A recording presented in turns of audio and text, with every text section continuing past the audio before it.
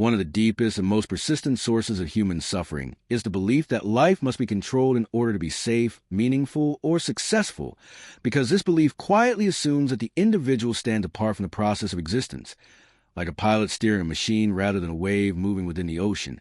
And this assumption generates tension, because the world is fundamentally unpredictable, fluid, and alive, and any attempt to impose rigid control upon it is inevitably met with resistance. Yet the mind interprets this resistance as personal failure rather than as evidence of mistaken premise. And so it doubles down, tightening its grip, increasing effort, and reinforcing anxiety. And this cycle is self-perpetuating because the harder one tries to control life, the more fragile one feels. And this fragility arises from the ego's insistence on certainty, permanence, and dominance, which are incompatible with reality as it is. Because reality is movement, change, and interdependence.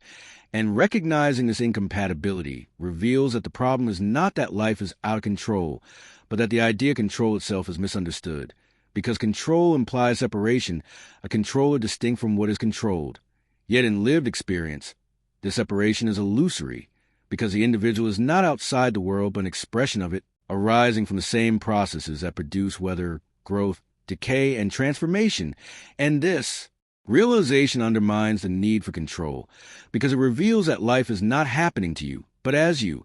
And when this is seen clearly, the effort to dominate experience relaxes naturally, not through force, but through understanding. And this relaxation is what Taoist philosophy calls wu wei, effortless action, not meaning passivity or resignation, but alignment with the natural course of events rather than opposition to it. And this alignment feels paradoxical to a culture that equates control with strength, because letting go appears weak, irresponsible, or dangerous.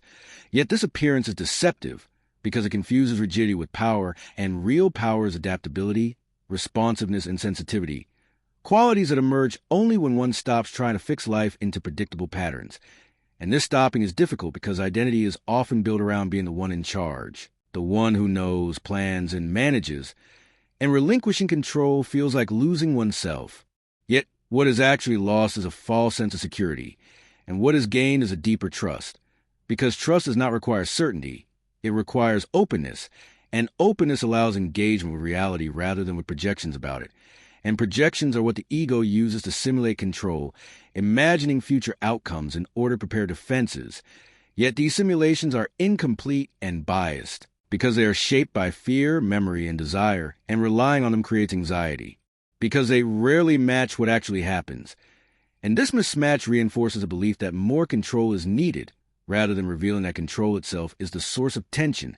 And this misinterpretation is widespread because modern life encourages a fantasy that everything can be optimized, managed, and engineered from productivity to happiness. And this fantasy creates the expectation that discomfort indicates failure, rather than recognizing discomfort as a natural aspect of being alive in a changing world, and resisting discomfort amplifies it.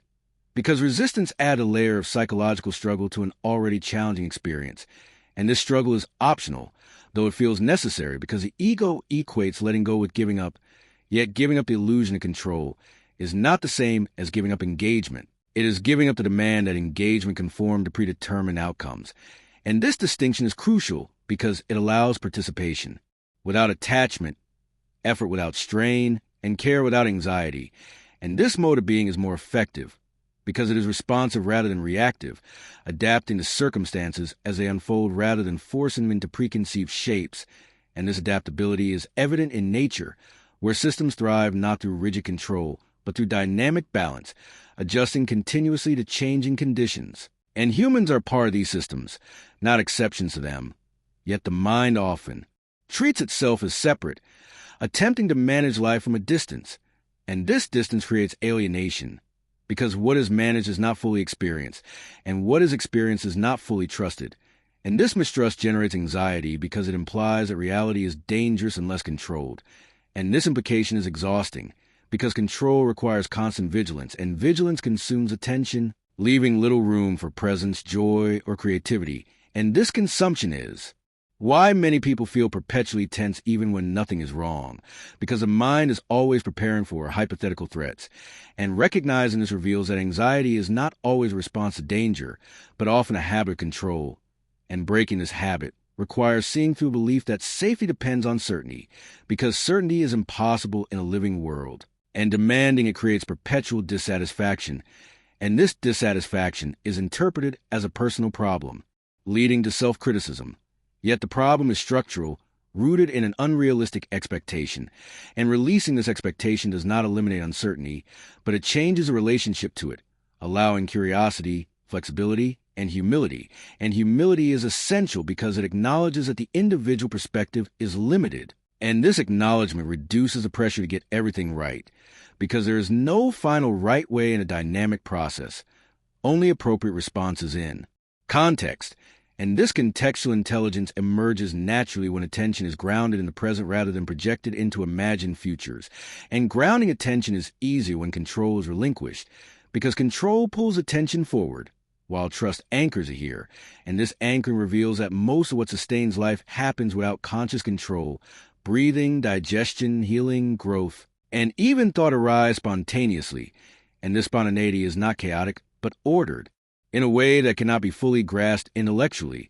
And trusting this order does not mean abandoning responsibility, but recognizing that responsibility operates within a larger flow, and aligned with this flow increases effectiveness, because actions are informed by reality rather than by fear, and fear narrows perception, while trust broadens it, allowing insight, creativity, and compassion. And compassion arises naturally when control is released, because control often manifests as judgment, categorizing experiences as acceptable or unacceptable, and judging creates resistance, while compassion accepts what is present without needing to change it immediately.